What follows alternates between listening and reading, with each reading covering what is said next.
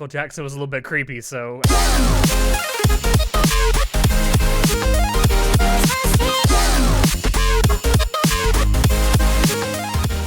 Hello everyone, and welcome to Anime Club After Dark, the podcast that delves into all things anime, manga, and otaku culture related. I'm your host Alex, but you can call me Senpai, and joining me tonight, I just have our czar of source material, John. Go read the manga.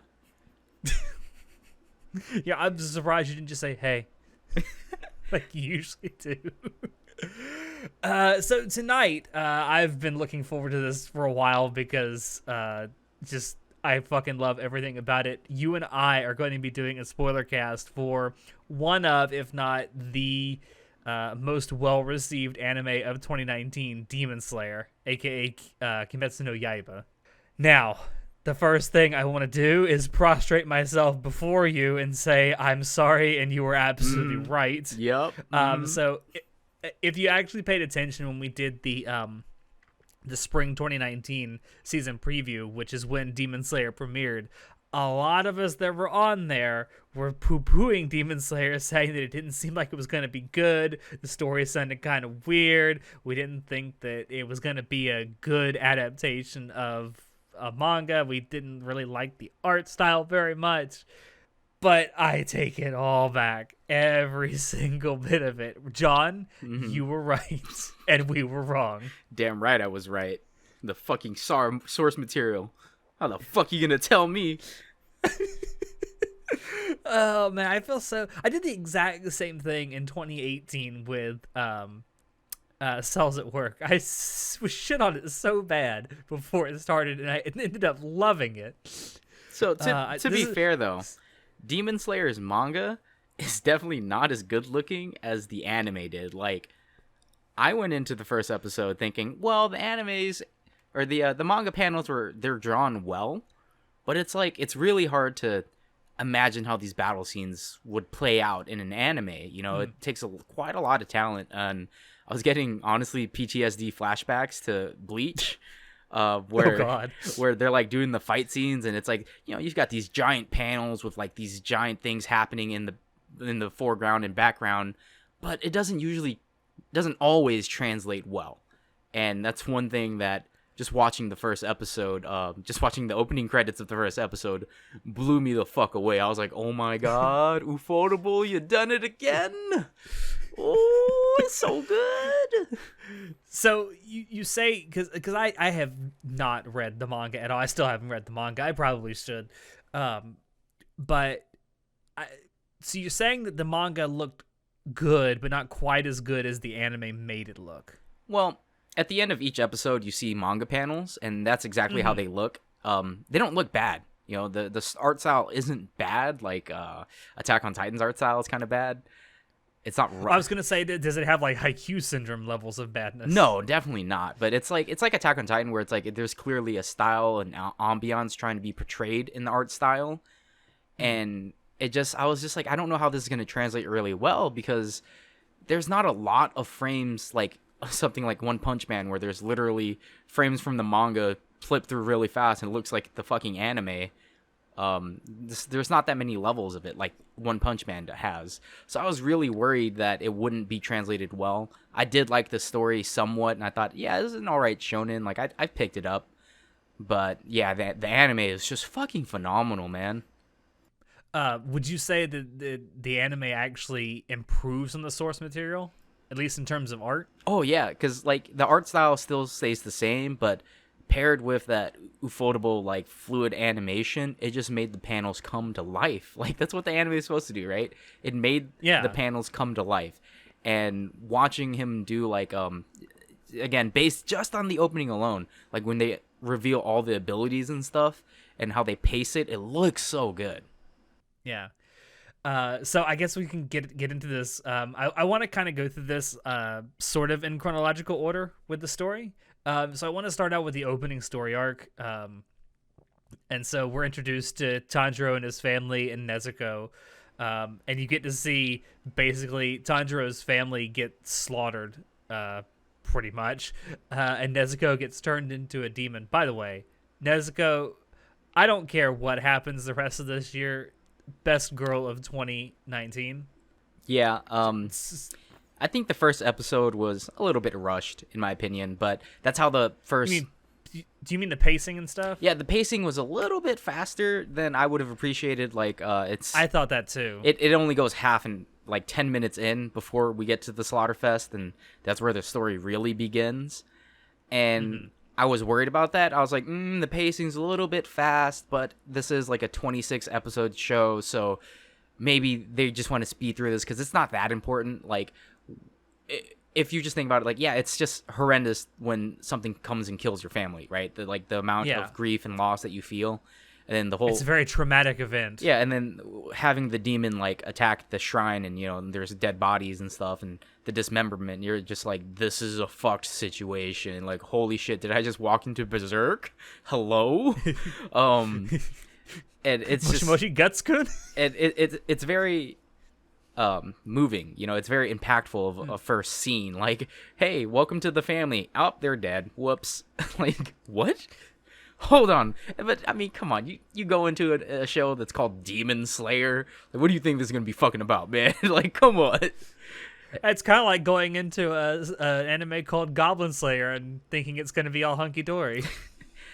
Yeah, but Goblin Slayer's problem was that it did not show a hint of like the terribleness, at least for Ubelblot, Berserk, and Demon Slayer. They get to the nitty gritty right away, which kind of sets the mood. Like, this is what the show is going to be about.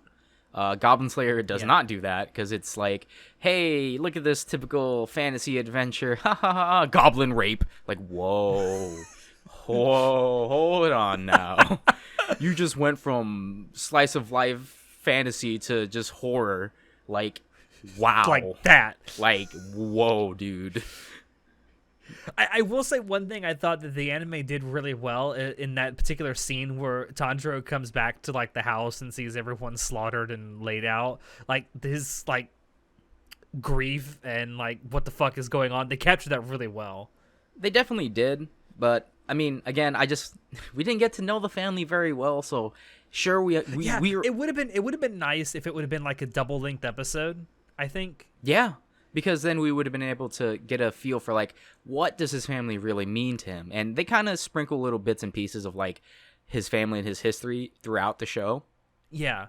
So especially around episode 19, which we'll get to. And so we kind of get the feel of like what his family really meant to him. But you know, as a first time viewer of the show, if you know nothing about it going in, you could say like, well, yeah, this seems like a really lazy way to set up a tragic story, which it is.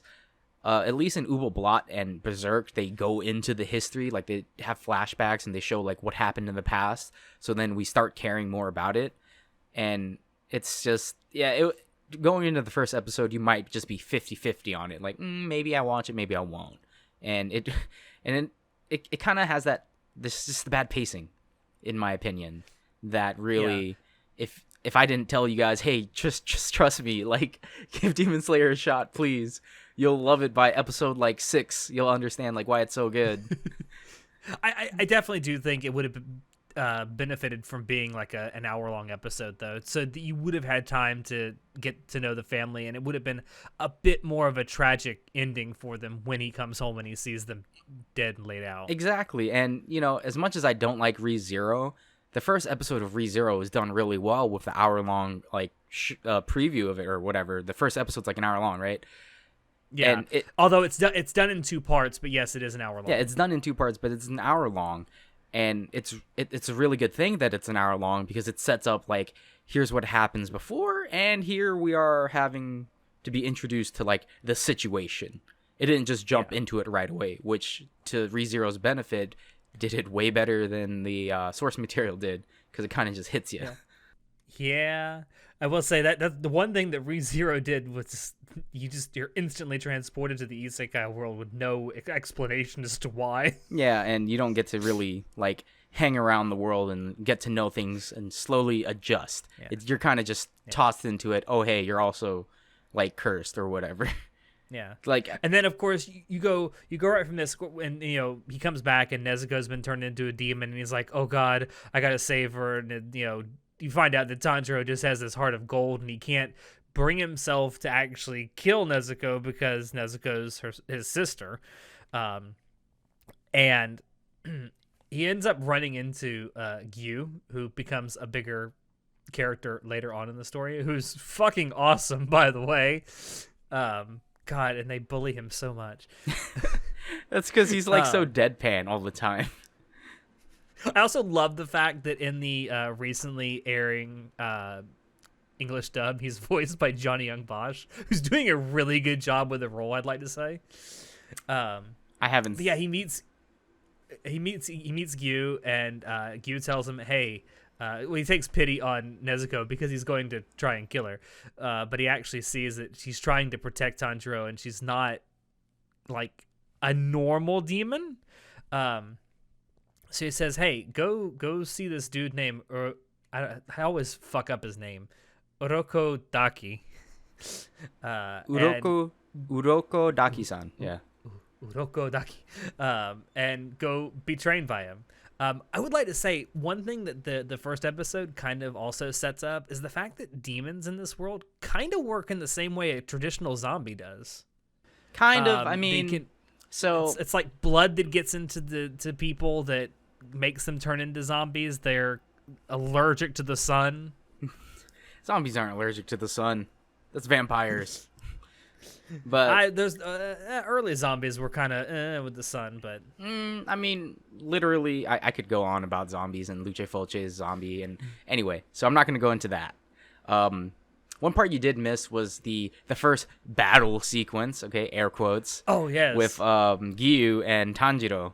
Like, it sets Tanjiro up as like he's supposed to be just some typical like village kid, country bumpkin village guy.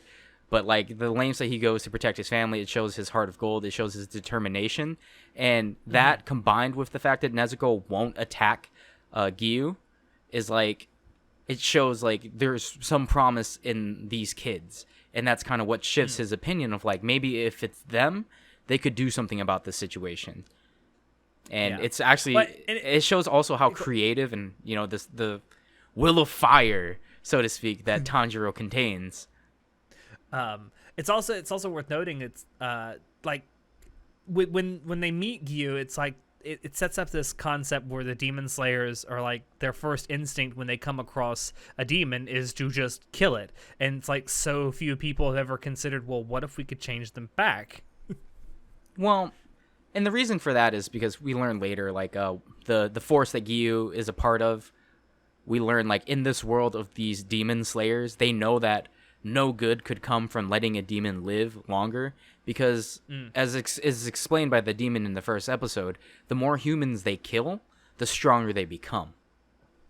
And that's just a bad recipe. Like, even if this demon, like, doesn't want to attack you, if it does attack you, like, it smells blood, it will want to feed. And it's kind of like you were saying, like, they're basic zombies where it's like they smell blood and they need to feed.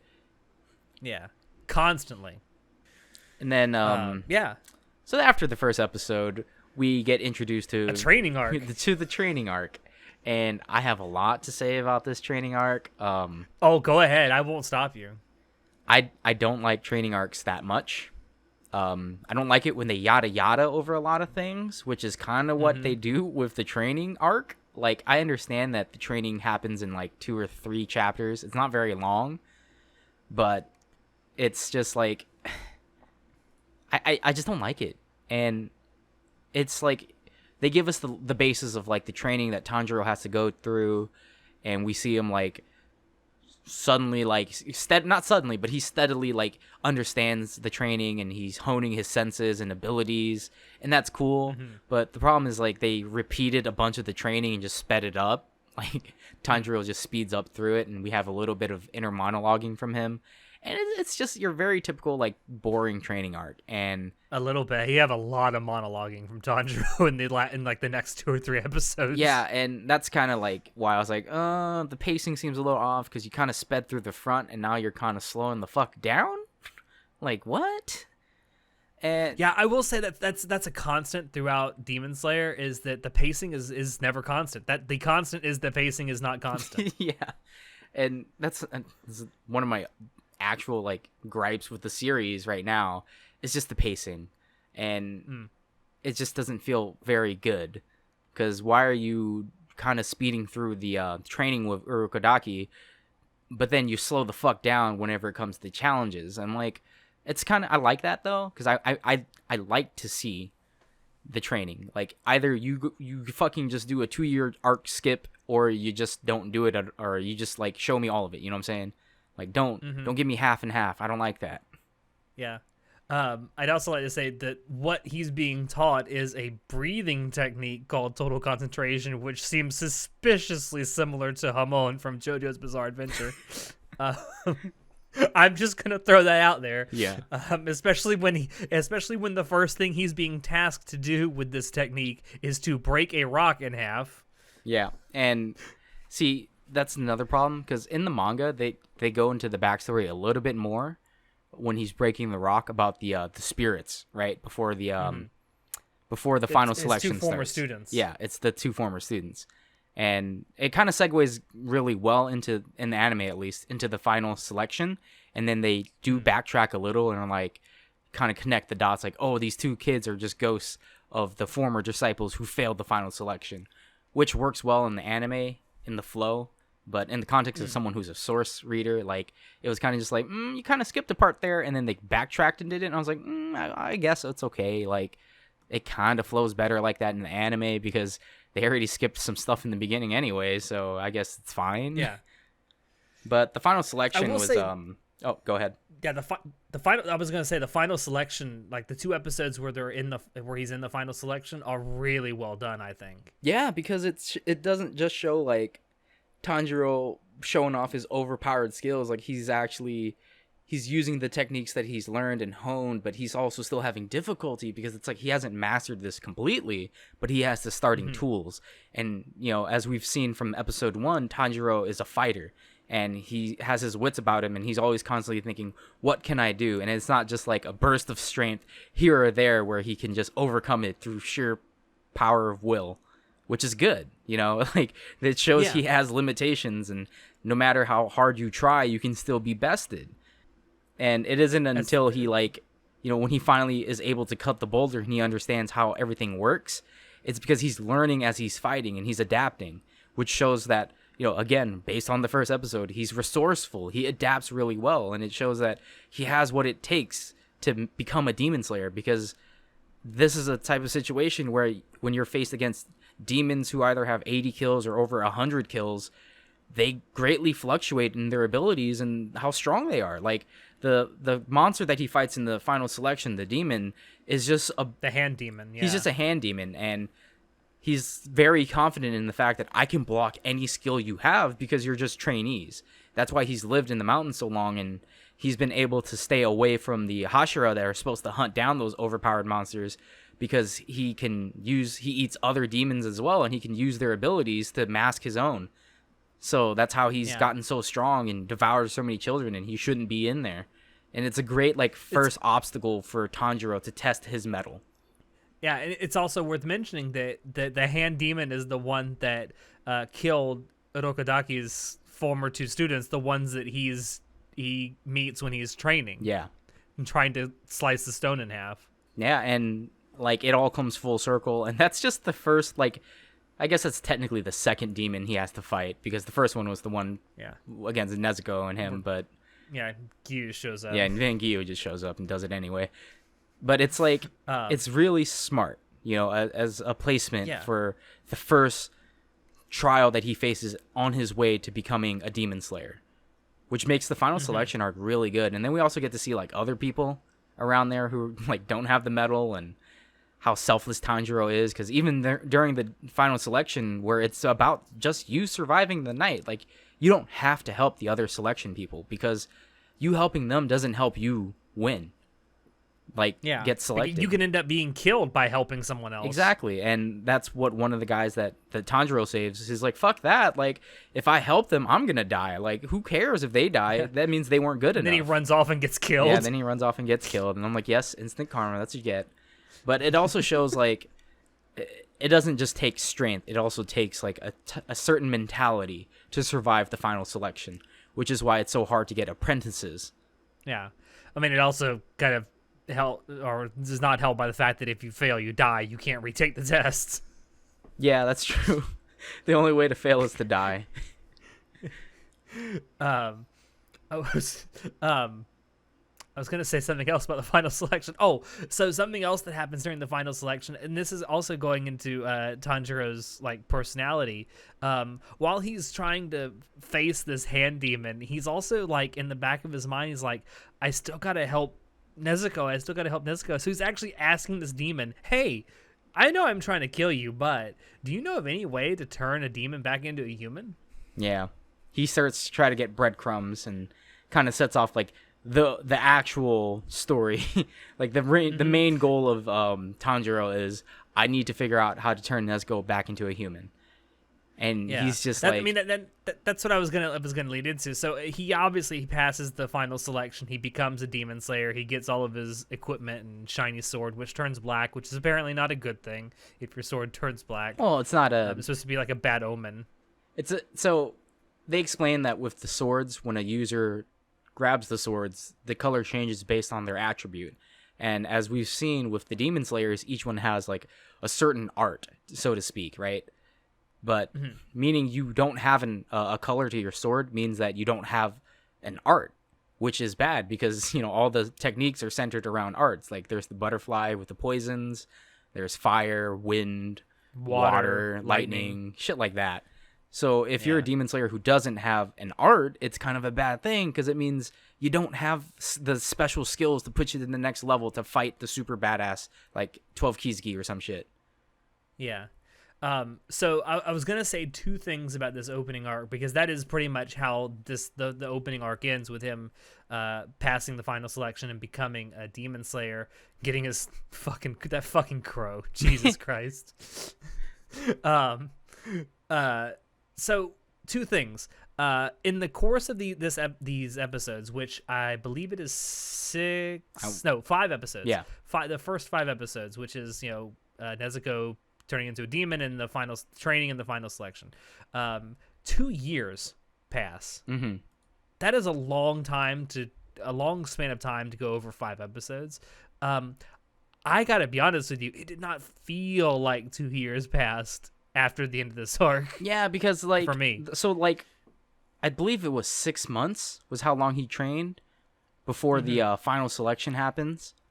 I want to say 6 months. It might have been a year. I don't remember. It's roughly. I think it's 6 months, 6 or 7 months, something like that. Yeah, but it's like that's what I mean by the opening arc of the show was kind of weirdly paced because it's like everything in episode 1 happens in the span of a day.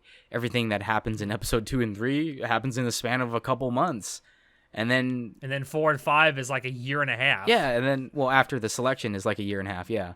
And it's kind of just like what happened during all this time? Like we're supposed to understand like, well, Tanjiro made it back from the selection and now he's just training with Urokodaki, doing the same stuff that Urokodaki's doing, but it's like I kind of don't like it because it leaves room for like, oh, well, he learned a secret art while he was learning with Urokodaki during that time skip that we didn't let you see. Show me that.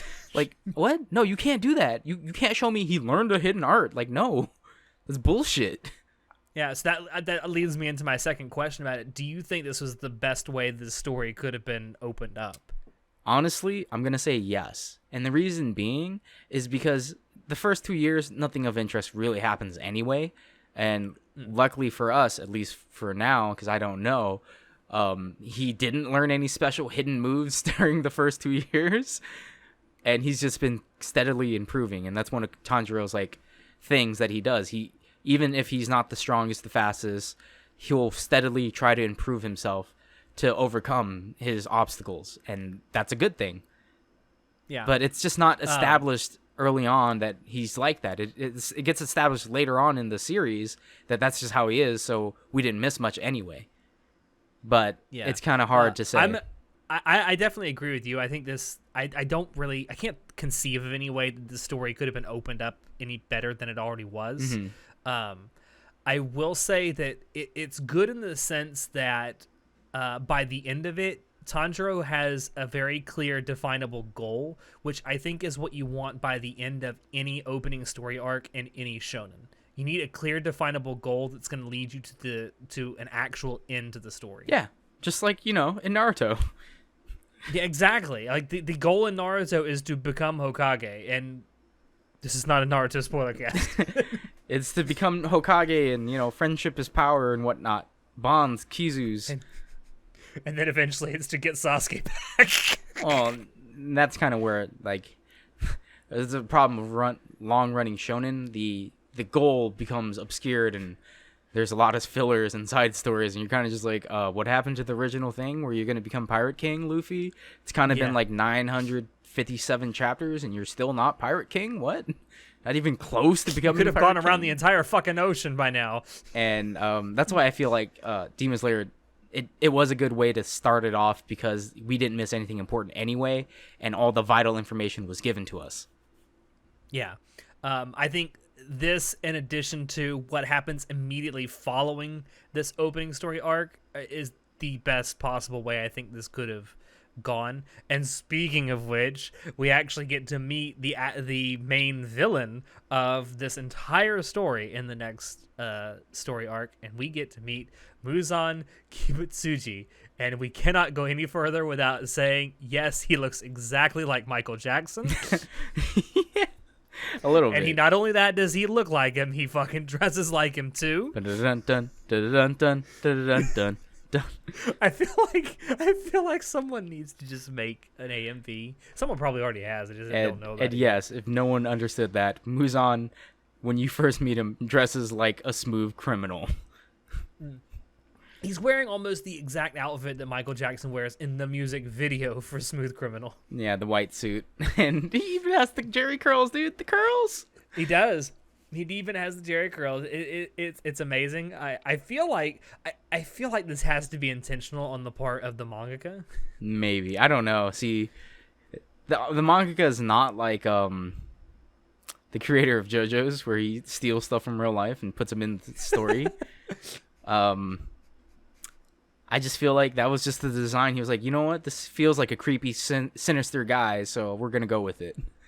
I don't think it had any. Michael Jackson was a little bit creepy, so I guess it's good job. Nothing was proven. Oh boy, I'm gonna move on from that one. So when we first meet him, like this is like the progenitor of demons, and he's like just living as a family man. Yeah. So we learned from Urokodaki that all demons come from one guy, and his name is Muzan Kibutsuji. And the proto-demon. The proto-demon. And when we first meet him, like, Tanjiro, one of Tanjiro's secret skills that's kind of not really a secret skill because it's not really used. It's kind of used, but kind of forgotten after. It's used for plot convenience, let's be honest. Yeah, it's just used for plot convenience, but he can smell really well, right? And he smells, he knows what Muzan smells like. So he finds Muzan in this middle of this, like, really well-lit, industrialized city in Japan. Asakusa, I believe, is what it's supposed to be. Yeah, I don't remember the city's name, but he finds him there, and he's, like, shocked. He's like, wow, there's so many people here. And he's like, oh, my God, there's, like, so many people rushing everywhere, and there's lights. Like, wow, it's crazy. Then out of nowhere, like, he smells Muzan. He's like, that's the demon scent. That his reaction to the city itself is another great reinforcement of the fact that he's a country bumpkin. Yeah. And it kind of establishes, like, where they are in a timeline. Like, sure, they're still, like, villagers outside that don't have electricity and stuff like that. But in the main cities, they have electricity and stuff. So it seems like it's a modern world. It's not necessarily, like, back in the 1400s or something. No, it's. I think it's supposed to be set in around the turn of the 20th century, and I think the reason I say that is because I read somewhere that like electricity wasn't pervasive in Japan until like the mid 30s. Okay, yeah, and that kind of establishes a good timeline for us, just for a little like backstory sake, which I love. I love world building. But when we first meet Muzan, we think you're like, oh shit, this is like the progenitor of all demons. Like he's gonna be this super sick badass dude, and you meet him, and he's just like a regular guy, and he has a wife and a kid, and he's like, I'm sorry, who are you? Like, and Tanjiro's like, what the fuck? Like this is just a regular ass looking dude. Like he doesn't look like a demon, but he definitely smells like a demon. Like what's going on?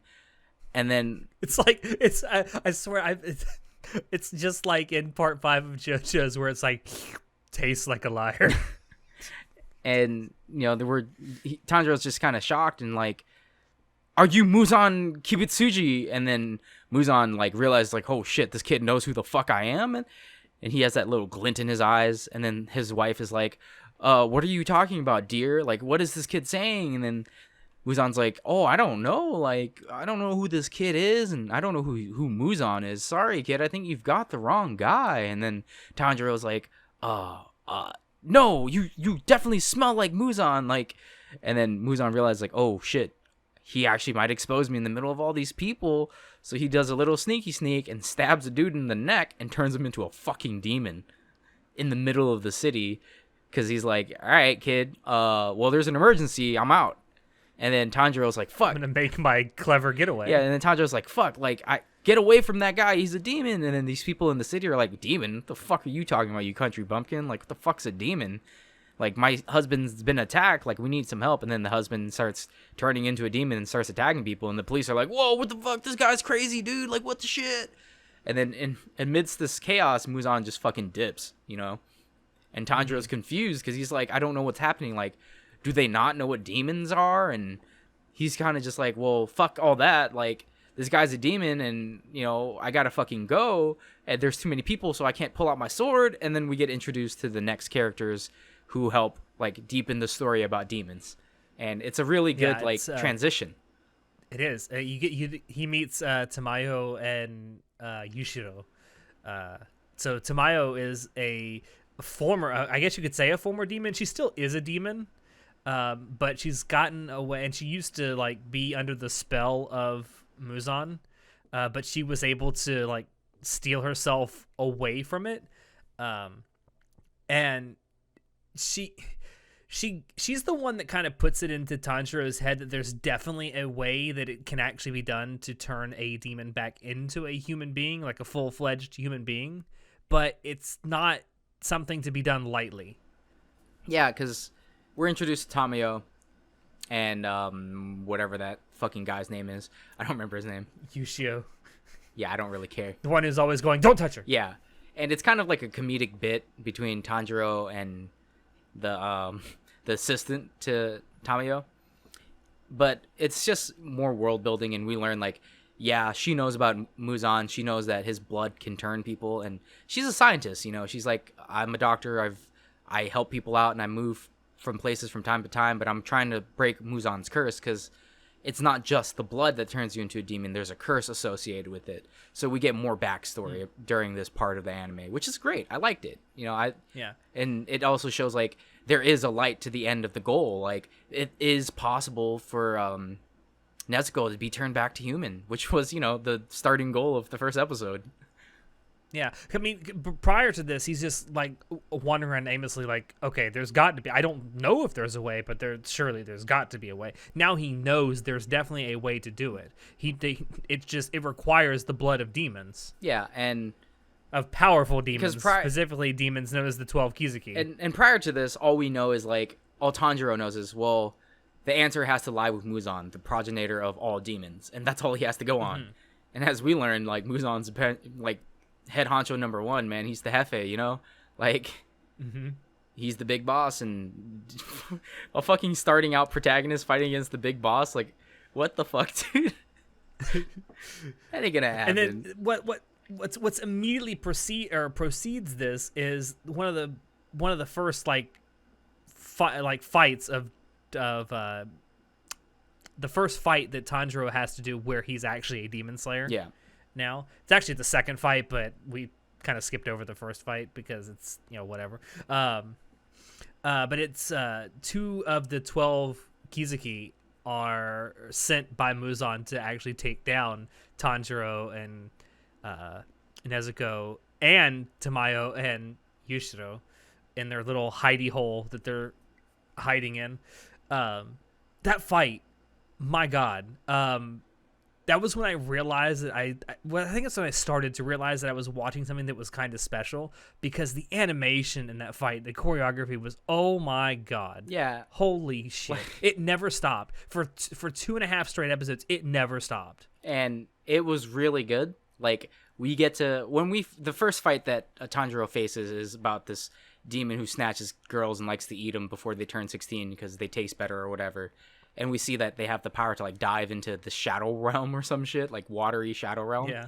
And it just that episode really just establishes like Tanjiro is a full-fledged demon slayer, and also Nezuko is she can help and fight. Like that's what it establishes. Yeah. That she's not just a... She just kicks down the door and it's like, nah, bitch, this ain't happening on my watch. She's fucking yoked, dude. And but on the second fight, when Tanjiro was fighting against Stand Arrow and Rolling Balls, tell me it's not fucking Stand Arrows, dude. It's fucking Stand Arrows. Dude, all right. God. So the two main... There's so many allusions to JoJo's in this. We've got the two new baddies after Tanjiro's life. And it's one dude who shoots literal stand arrows and contorts things with his stand arrows. And also this girl who plays with the bouncy balls that have bells in them. I'm not sure. I don't remember. Tamari. She plays with Tamari. And it establishes like that these two main baddies want Muzan's approval. Like they're here because they found Tanjiro and they're like, oh yeah, Muzan's going to promote us and we want his approval. They keep monologuing like Sasuke, Muzan, Sasuke. Yeah, and so then they start fighting, and it's just a really cool a sequence of battles, because you can see how Tanjiro starts to think more and incorporates all of this new skills that he learned, because at this point, he's learned from Urokodaki the water form, or the water breathing techniques, and they're, oh my god, I told you, like, they're animated so beautifully, just like in the opening where he does the slash and the water dragon comes out. And I was just like, all the water effects look really cool. Like, it's funny because it's an effect where they literally go to a different type of art style and they just kind of paste it over the anime, but it looks really good. It does. I could watch that forever. Just that sequence where he does the water breathing. It's like, like when he does just give me more of this. He does please. Like the water, water wheel, and I don't remember the other technique names, but it looks so cool. Yeah, they all look cool, no matter which one he's doing, and they all have like they have a base look, but they all have this somewhat unique way in which they're portrayed, and it's really well done. And so after the battle is done and Tanjiro has slain his enemies, one thing I really think that Demon Slayer does really well is they show how much of a golden heart Tanjiro has, because after he kills after Stand Arrow dies and whatever, right? Who cares about Stand Arrow? But the girl with the was it Tamari balls? Tamari balls. Yeah, the Tamari balls. When he kills her, you get a little glimpse into like her regret, and like she was given the power, but all she ever wanted was to play Tamari with someone. Like she wanted to not be lonely. And she's like, "Where's my Tamari? Like, I want my Tamari. Will you play with me?" And then Tanjiro looks at her with empathetic eyes and rolls it to her and gives it to her and puts it in her hand. And he hopes she's at rest now.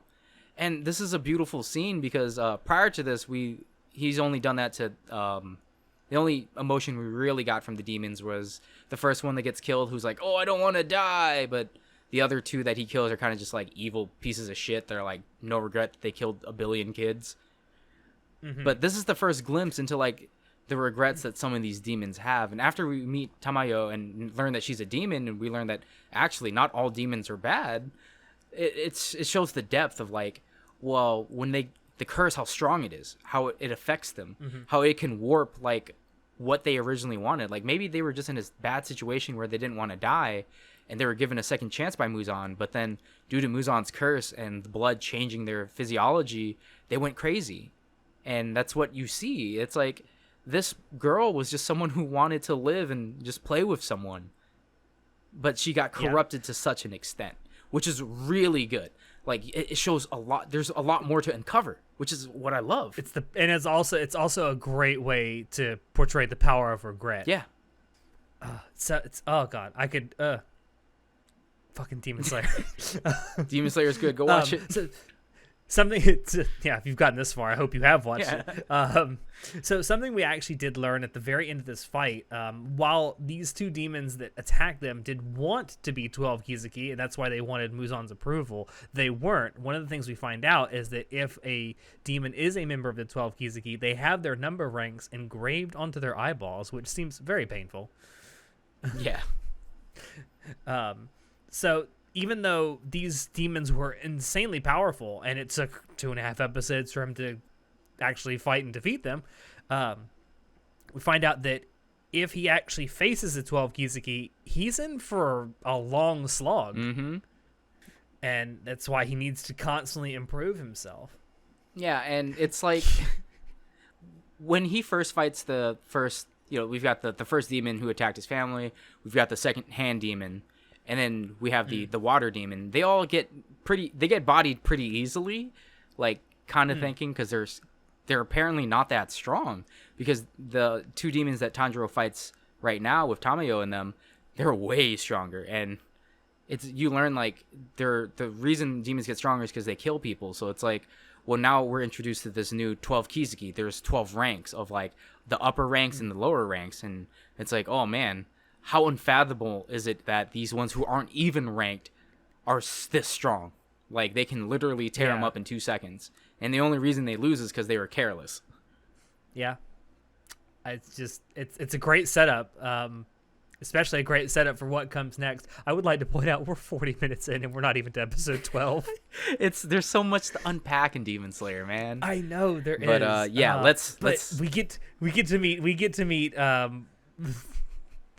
Zenitsu and Inosuke next. Inosuke, one of the best boys ever. So originally when Zenitsu is introduced, he's this sniveling like ball of fucking hate. Everyone hates him. He's annoying, and we all know where this is going. Like, oh, he's just gonna be one of those like annoying side characters that like just talks a bunch of shit and can't do anything and always needs to be rescued. And we're just like, you just fucking hate him, right?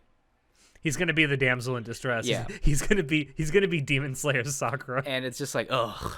And then we also meet Inosuke, like literally, I think it was in the same episode, right? Or maybe the next episode. It was the following episode. Following episode, we meet the second sidekick, which is, you know what? It's not fair to call them sidekicks. They're Tanjiro's friends. They're not sidekicks. They're friends. And we meet Inosuke, who's just this like super buff dude wearing a boar's hat, who's just like, I need to kill demons. I'm the strongest. And you're kind of like, oh, all right. So we got the crybaby, and now we got the muscle head, and it's kind of just like, ugh, I wasn't excited when I first saw them. You believe this shit, Gunpa Shido?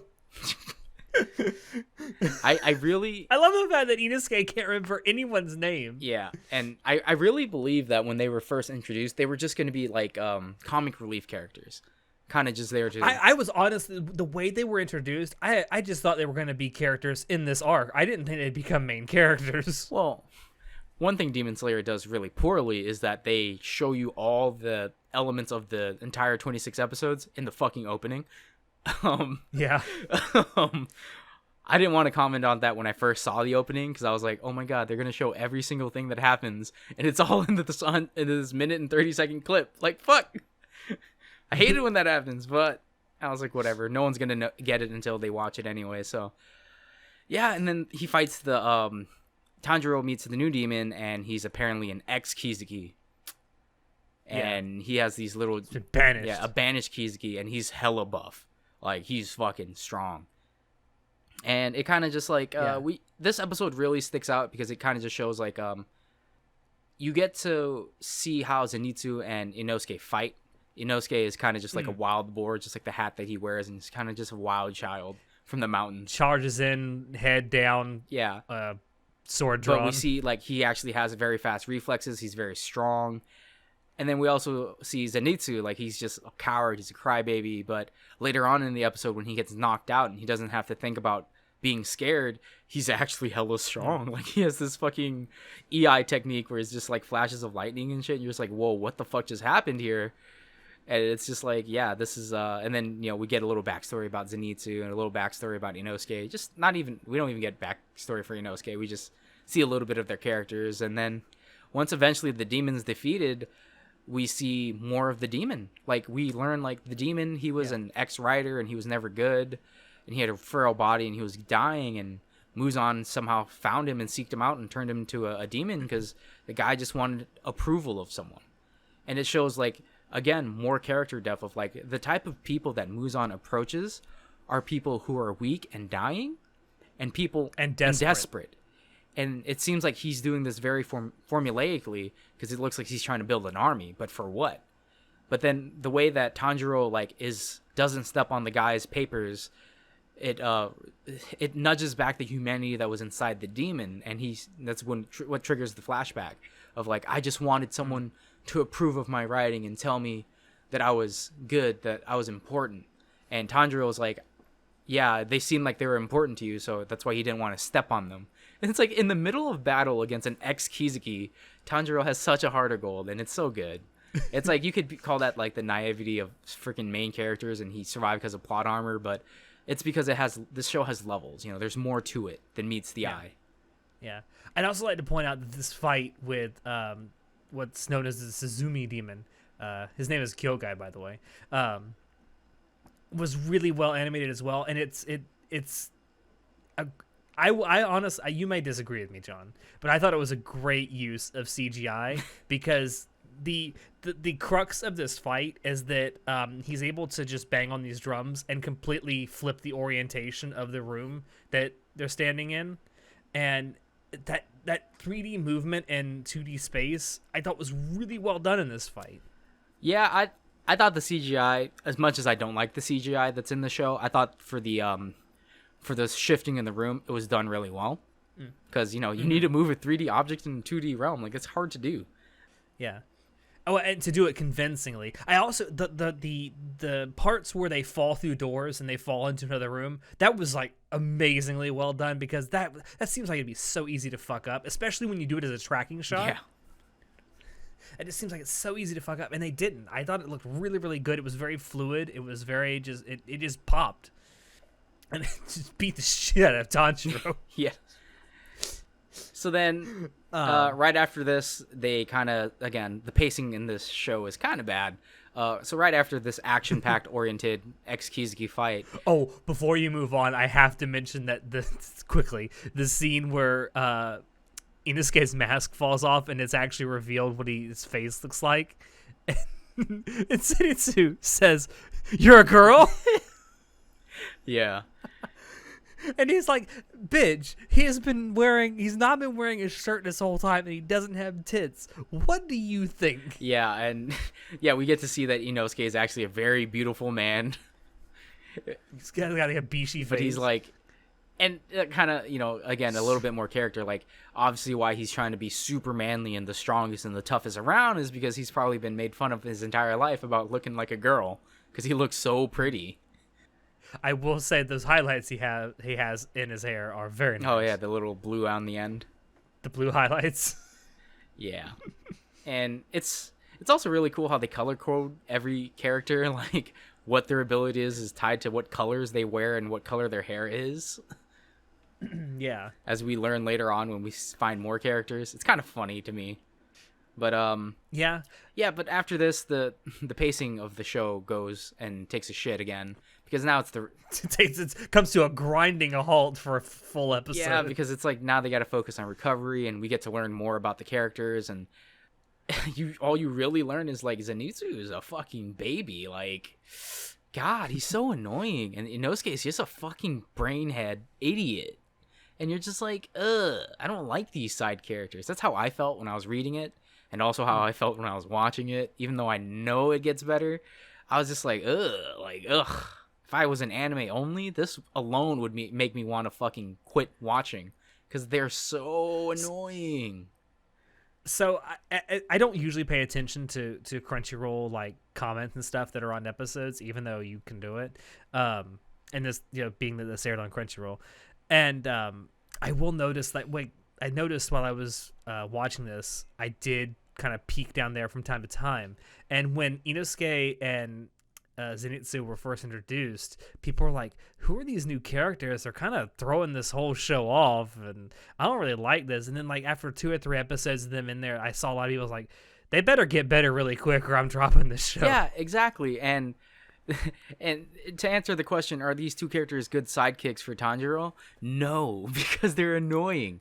However, it's fucking brilliant, because when they meet this early on, they start to grow on each other, and you can see that, and they become better. So it's also kind of good, because it's not kind of just shoehorned in like these characters are obviously just here for comic relief, or they're here to move the plot somewhere, right?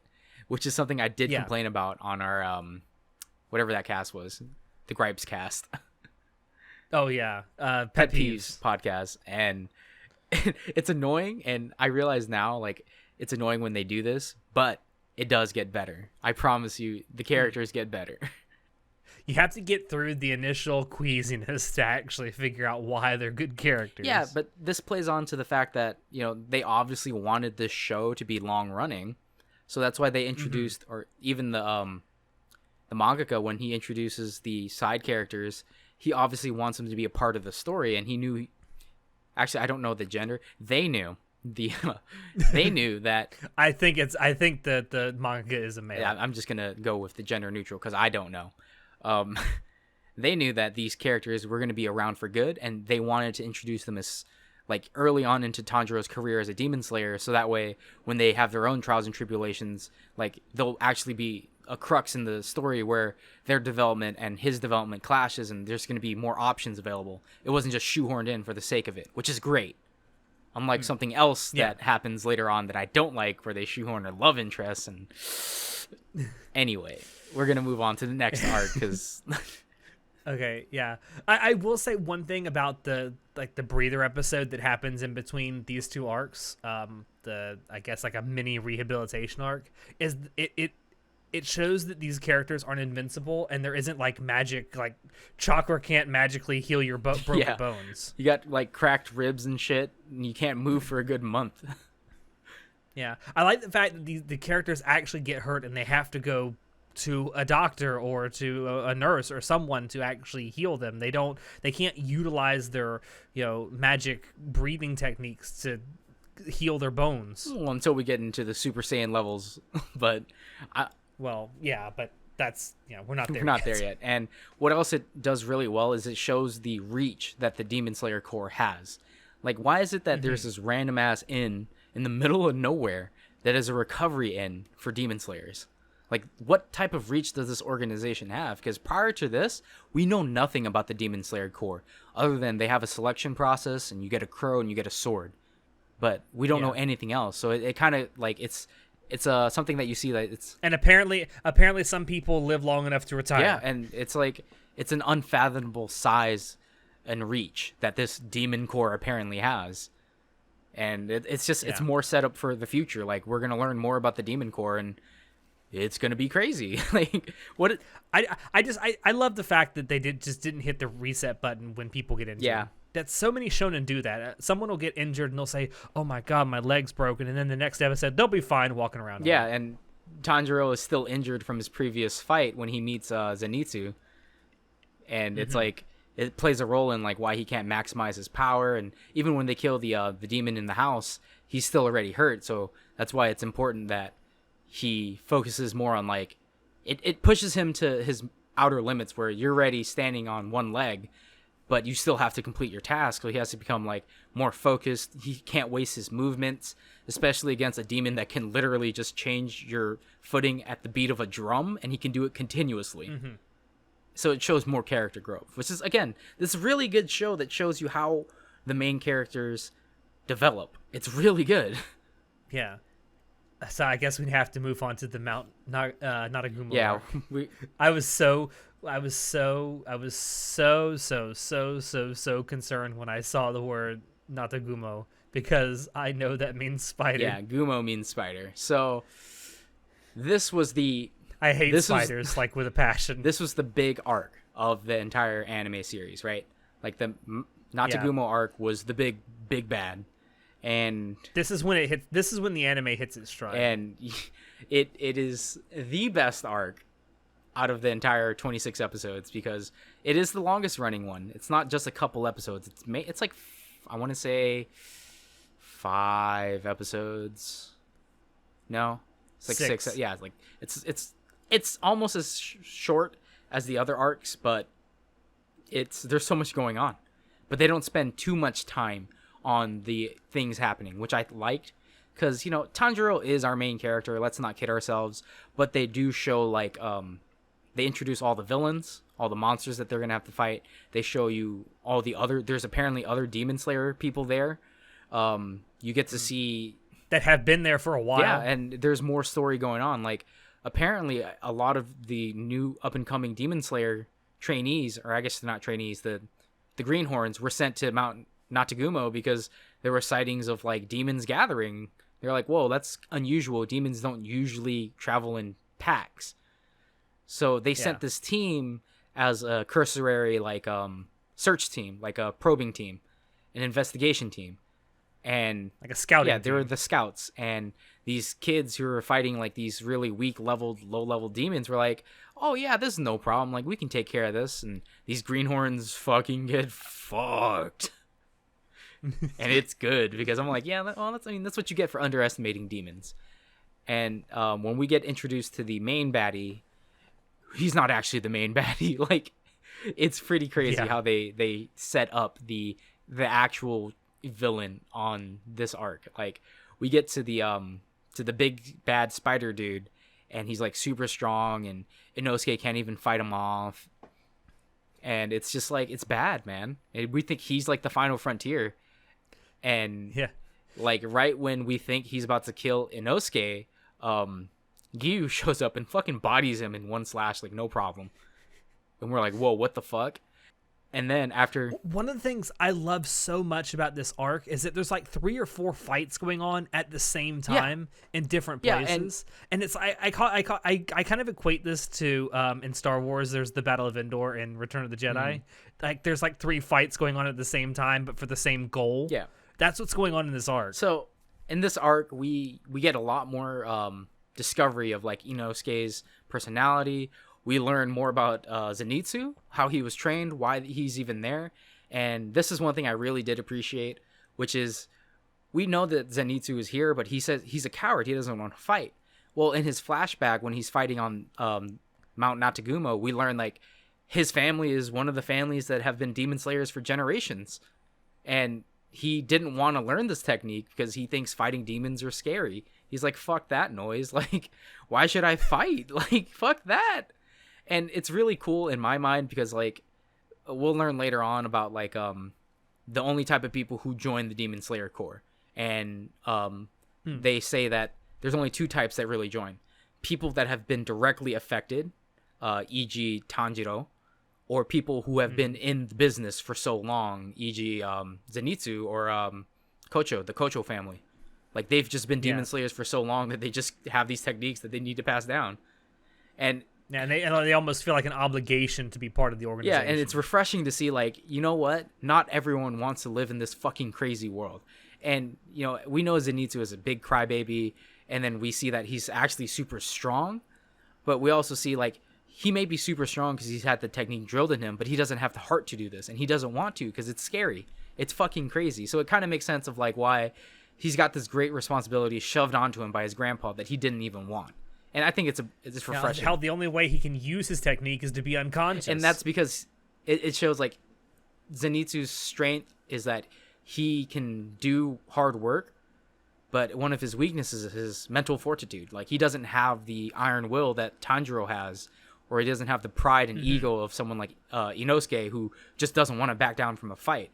So it's like, even though he's strong, he can't utilize it. And this sets up more great areas for character growth for the future, which I really like. Yeah, for sure. I just this everything about this arc just works. Yeah. It works so well. I think it's also anchored very strongly to the villain of this arc, who turns out to be Rui. Yeah. Who is a demon who wants nothing more than to feel accepted by a family. Yeah.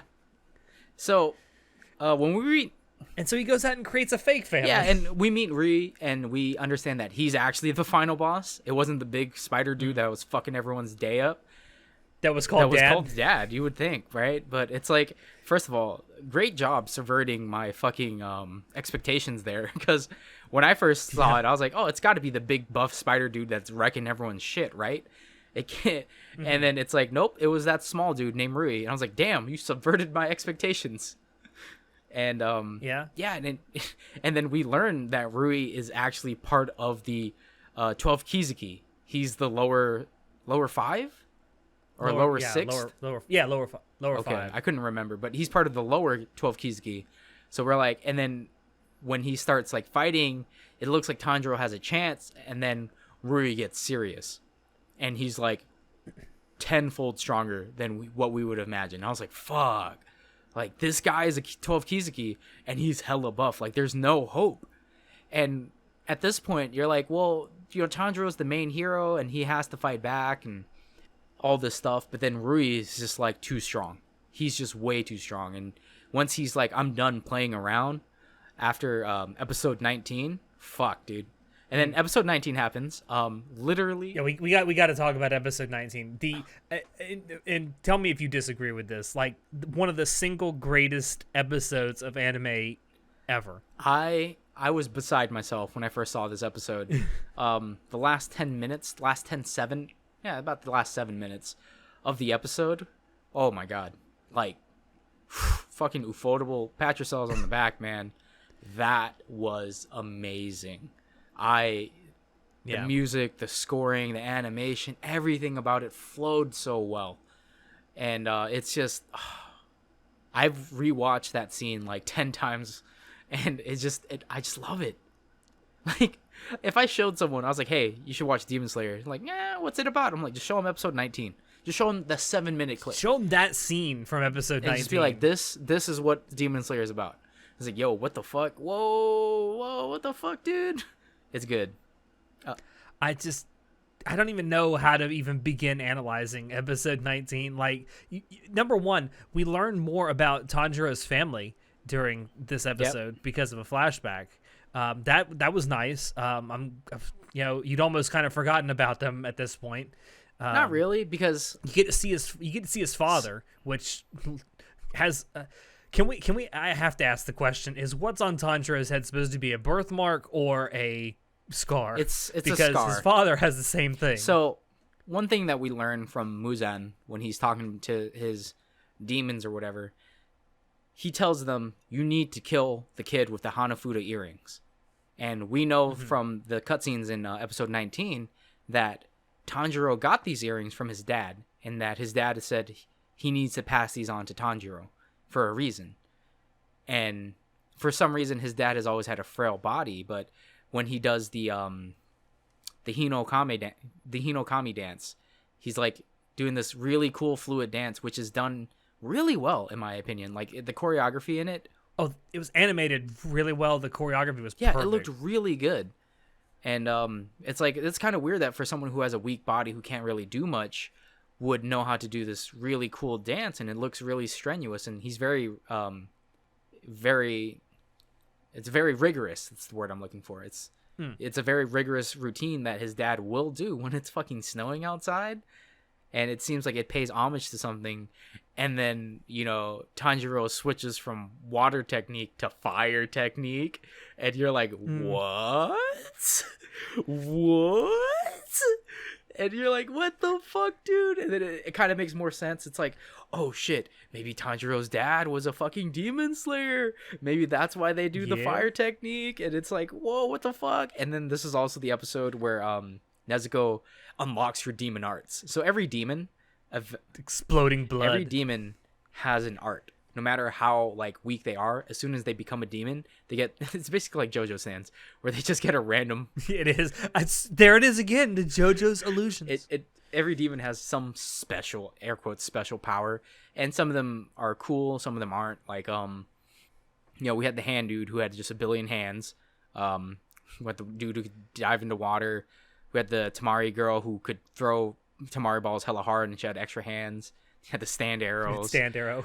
And then, we're fighting Ryu, who has the spider ability. He has these threads. His blood art is that, his demon blood art is that he can manipulate thread and make them harder than steel and cut through stuff. Like, Tanjiro can't cut through it until he unlocks the flame wheel. He does the fire breathing technique and fucking slashes through Ryu's shit. And to help him do that, Nezuko awakens her blood demon art, which is exploding blood.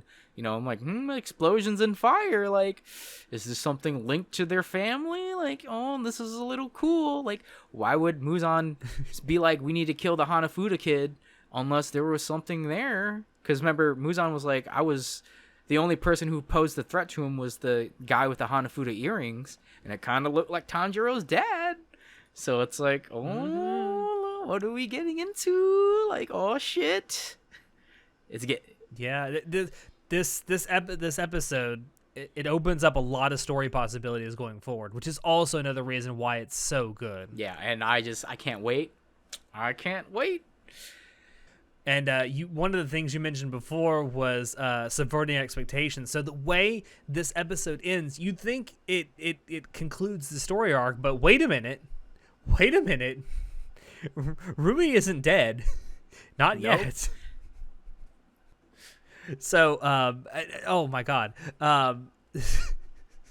So one of the most tragic flashbacks we see throughout the whole thing happens in the next episode, where we see kind of why Rui is the way he is. And it's just, oh my God, it's so sad because he wants to be accepted. Yeah. And so it sets us up where, we see Rui, he's, apparently tormenting the other demons that have flocked under his care. And in his flashback, we learn that before he became a demon, he was just a weak-bodied child. And, again, Muzan, somehow able to sniff this out, appears before him and is like, do you want to have a healthy body? And then, Rui does it, and then he attacks a servant, and his parents are like, holy shit, you're a demon, you've killed someone. So then the parents are like, all right, we've got to kill Rui. And that's what Rui remembers. He's like, my parents were not even a family. They wanted to kill me. But it isn't until Gyu shows up and then fucking bodies Rui with the 11th form of water breathing, the fucking endless ocean. Oh my God, that was so cool too. Oh shit. These It's also worth mentioning at this point, Tanjiro has broken 13 bones in his body. Yeah, Tanjiro's basically on his last fucking ribs. He's dead. He's almost dead. He's got one rib that isn't broken. Yeah, and we have Inosuke fucking crushed throat. Tied to a tree. Tied up to a tree by Gyu and with a crushed throat. Then you have Zenitsu. We have Zenitsu has been bitten by a spider and is slowly dying. But then he remembers his lightning breathing techniques to slow down the process. But he also kills the spider dude anyway to help slow down the poison. And so basically all the recruits are fucked already. And now we get introduced to the Hashira. And Gyu and Shinobu show up, and it's just they're hella buff. They just cannot be stopped. And Rui, thank you. Rui is oh, what? Your fucking water techniques? Fucking Tanjiro is using them and they're fucking bullshit. They don't work. And then Gyu is just yeah, whatever. And then it's ocean or whatever it was. And it's just all the things that Rui sent to shoot Gyu, everything just gets stopped. It's like a ripple in the ocean. Just a single drop. And it's all peaceful. And out of nowhere, bam, Rui gets his fucking head chopped off. It was just super fast. He's just what?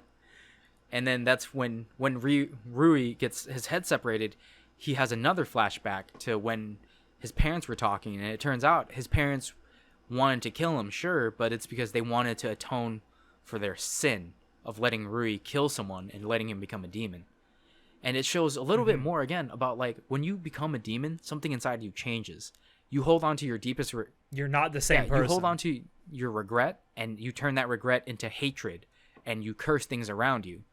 We've seen it time and time and again, where we have other demons where Tanjiro has slain, where we see glimpses of their past, where people are just when Tanjiro, he kills the mother, quote unquote mother, of the spider family, and when she dies, she's happy she's died, because when she gets her head chopped off, she realizes everything's finally calm, And it turns out she just didn't want to die in a situation.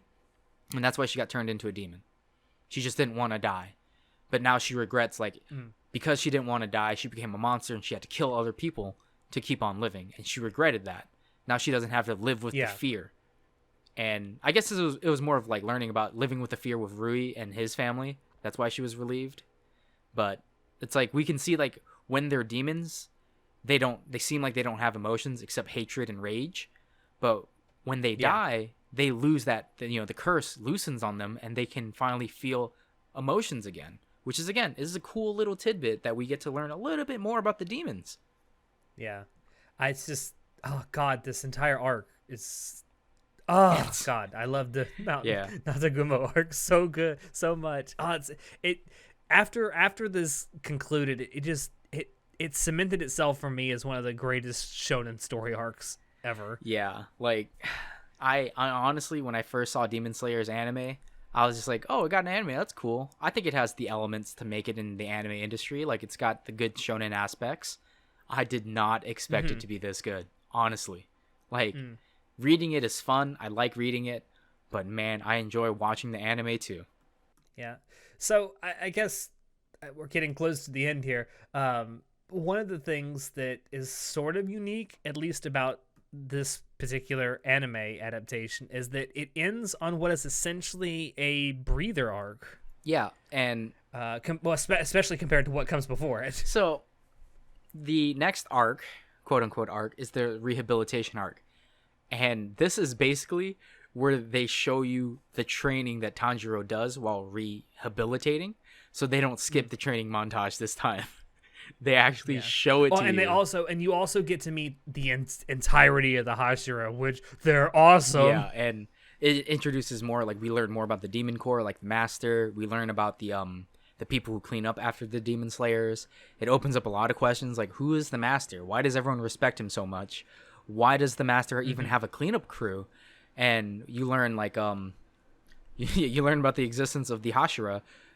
I want to say there was 7 or 8 Hashira. Let's see. There's Gyu Shinobu, Kyojuro, Tengen, Mitsuri, Muichiro, Gyome, and Obanai, and Sanemi. So that's 9. Okay, yeah, there's a lot of them.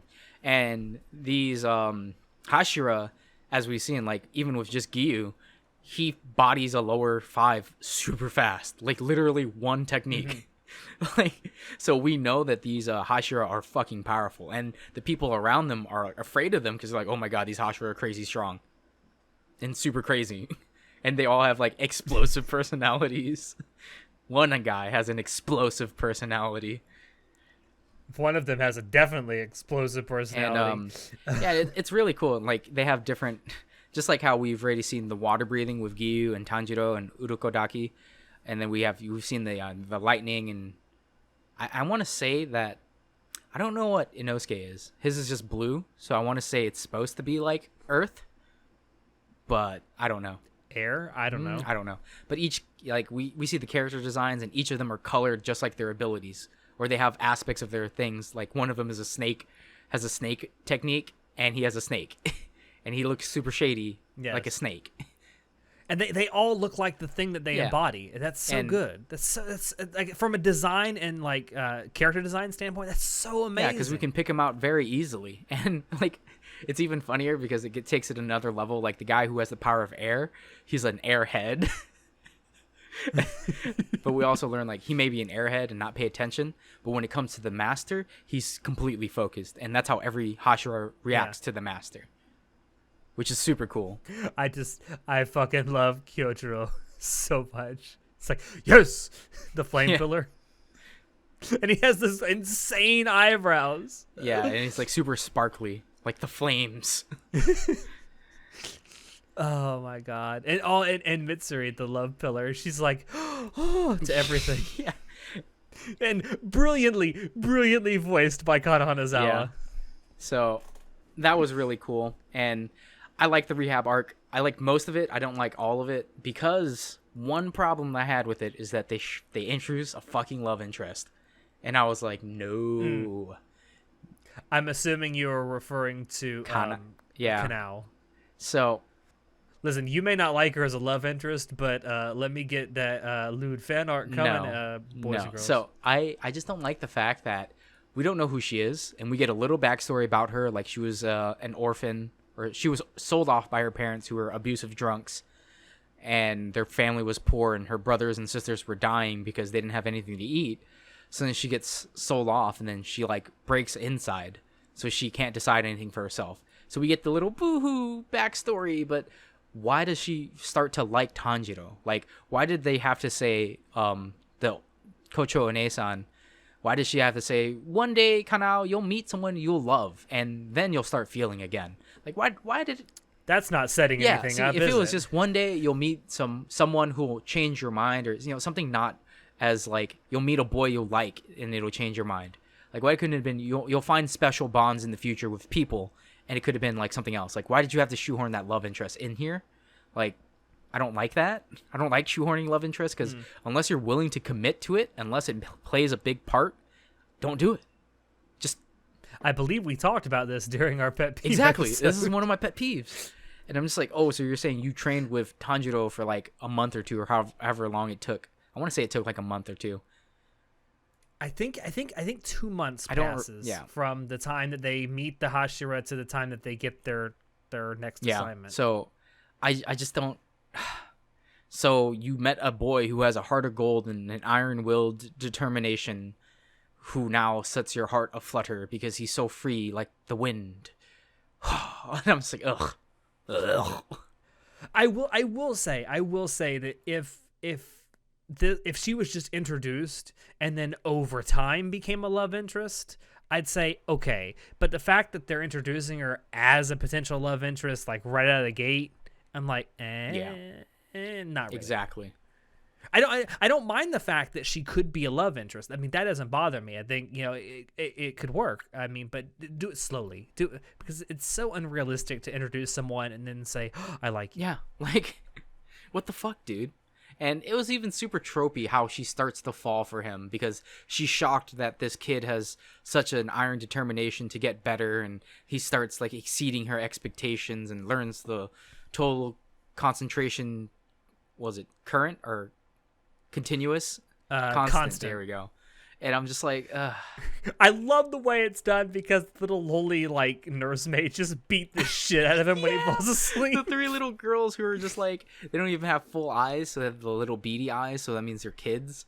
And how sweet they are. I'm just like, oh, these little cute girls are helping heal these people at Kocho Mansion.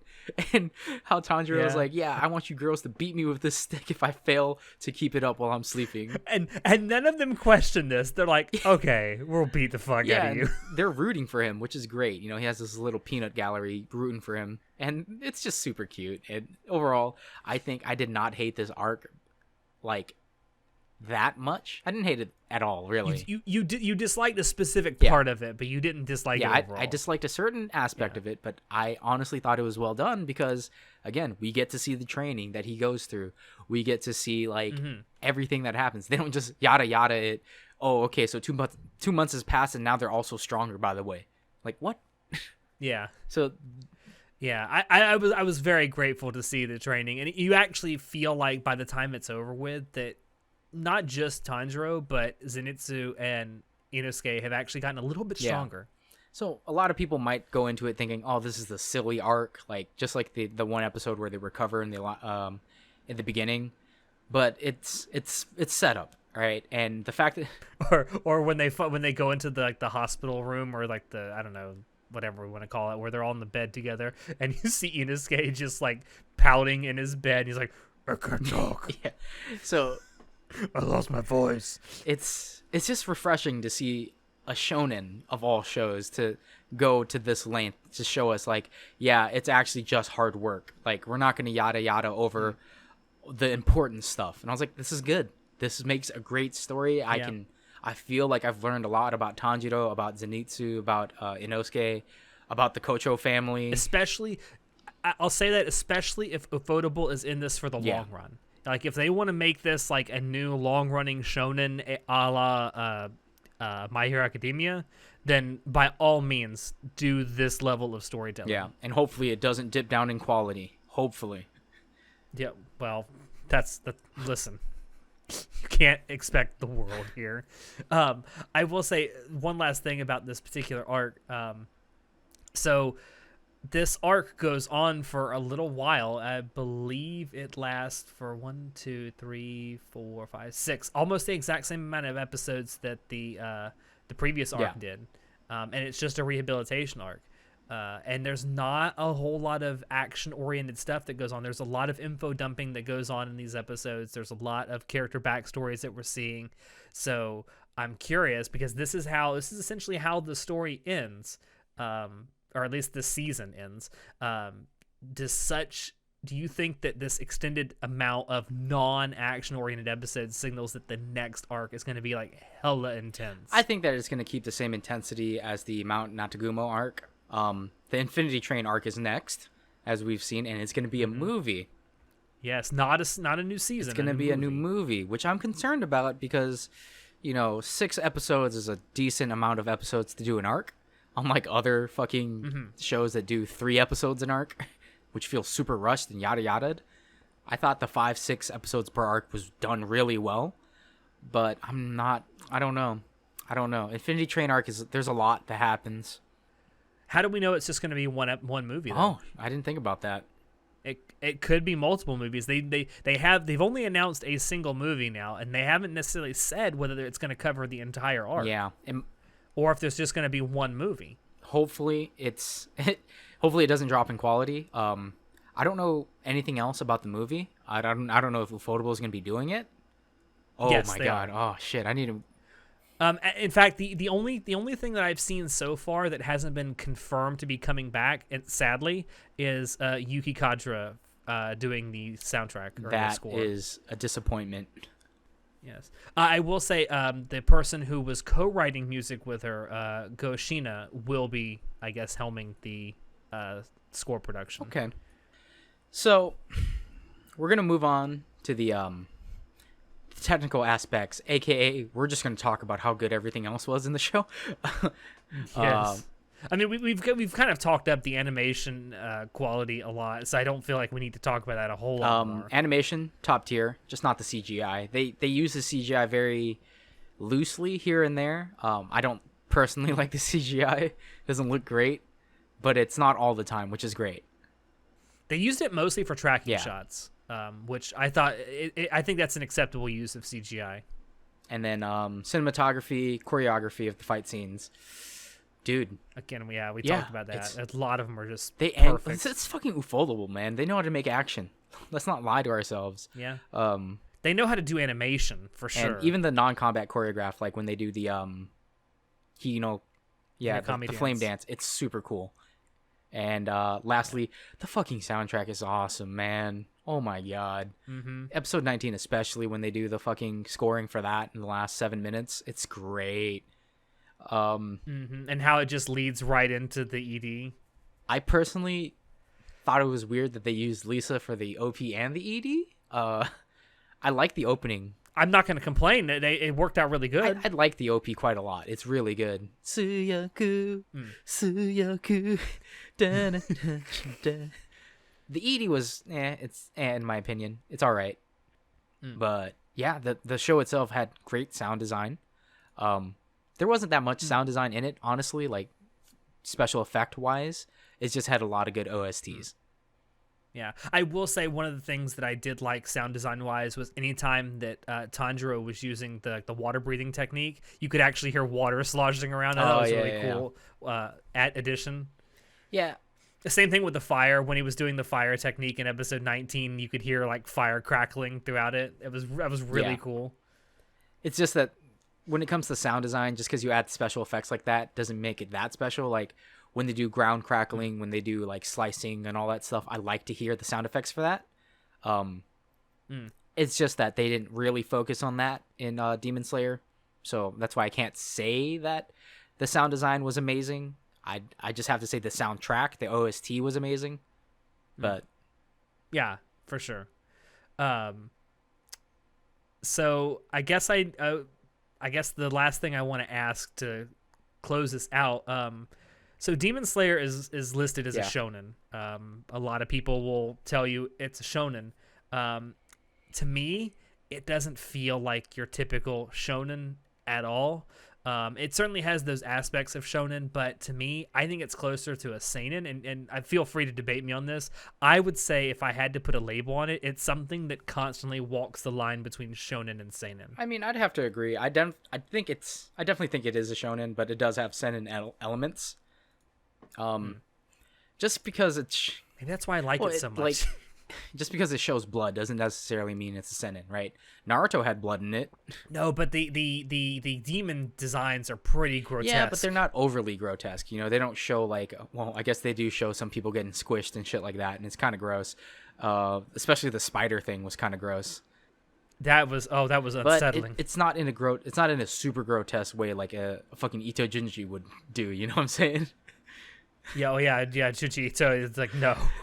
not that truly unsettling. horrific. So that's why I feel like it's more of a shonen, especially since all of the elements are shonen. You know, we've got the MC who has a clear goal and he's iron-willed. And Heart of Gold. Yeah, Heart of Gold, iron-willed, stuff like that. So that's why I'm like, friendship is magic. Magic. And we talked about the sequel movie that was announced at the conclusion of the final. Were we expecting an announcement so soon? I honestly thought it was just gonna be like, stay tuned for a season 2 or something like that, like to be announced. Yeah, I was expecting an announcement of something. I was hoping it was going to be another season. The movie, the idea that it was a movie just shocked me. That definitely caught me off guard. I don't know of a lot of shows that do sequels, like, or the next arc is going to be a movie. I know I can tell you one that's doing it right now that's very recent is the remake of Legend of the Galactic Heroes. It did a 12 episode first season, and then they did 3 2-hour-long movies. That's just I just don't see how that would. Well, I will say since they're doing 3 2-hour-long movies, it's the exact same like runtime that a 12 episode season would be, and that's fine. I just don't see why they would choose to do that. Like, you're splitting your sales now. Yeah, I don't know. Me and Sho have talked about that. He and I are just absolutely in love with Legend of Galactic Heroes. It's one of our favorite things ever, and we really like that this remake this remake that they're doing. We think that I think it's Production IG. I think they're doing a really good job with it. But yeah, it is a really weird release schedule. Even he and I are kind of questioning it. Like, wouldn't it have just been better to do maybe a 12 episode season a year? Like, I don't understand why. But the only thing that really makes me upset is that I won't be able to watch the movie for a while. Like, yeah. I mean, unless, I don't know, they could do something like they're doing with Human Lost, where it's essentially releasing pretty close to, when it's actually released in North America first, and then it released in Japan, which was really weird. But I don't know. Yeah, that's one of my biggest fears too, is that it's going to come out in Japan, and then we're going to have to wait 4, 5, 6, 7 months to actually see it here in the US. So we're just gonna or anywhere else outside. We're just Japan. gonna buy some tickets to Japan, go watch the movie, and come back. You're gonna spend like $1,000 just to go see an anime movie. I've spent a lot more to do a lot less. I can believe that. Yeah, that's Demon Slayer, man. I had so few expectations going in, and it blew every expectation I did have so thoroughly out of the water. I mean, this definitely is worthy of being nominated for Anime of the Year, and it is going to be nominated for Anime of the Year at R&D Award ceremony. And I had creeping suspicions that it might be bad because, again, the manga itself isn't bad, but I just didn't see how it could be any better, and especially with like the stills for the action scenes, because you never quite know how action scenes are going to play out. If they're going to be fully animated, or if they're just going to show like, here's this big attack and we're going to cut to this, and then cut back, and then cut to this, cut back. Yeah. But no, they didn't skimp out on the animation for that at all. They literally went frame by frame and was like, well, this is how this would look. Like, instead of skipping from, here's the wind-up panel of the water wheel, then here's the slash with this beautiful wave, they're like, we're going to show all of it. And, of course, it's also hard to gauge from key art what the animation for action sequences is going to look like. So, and that's all I had to, as someone who didn't read the manga beforehand, that's all I had to go on. Yeah. So, if you guys have been listening to this and you haven't seen Demon Slayer, go watch it. First of all, bless you. Bless your hearts for listening to us, listening to me drone on for 50 minutes about how good Demon Slayer is. 50? We're at the hour and a half. Yeah, but I'm saying I probably spoke like 50 minutes worth of Demon Slayer is good. Yeah, it is. It's really good. I'm stoked for anything more from this, whether it's a movie, whether it's additional seasons down the road.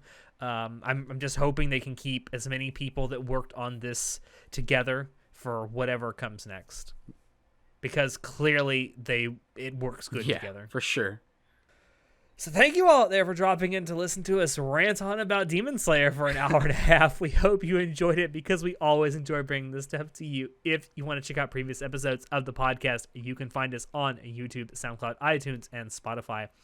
If you want to keep up with what we're doing, you can join us on Discord, Facebook, Twitter, and our website. Shoot us an email if you have any questions or if you have ideas for topics you'd like us to talk about in the future. Links to all these things are down below in the description. As always, I have been your host, Alex, and I will see you next time. Say goodnight, Nezuko. What? I don't know. I wanted to call you Nezuko. You can just go.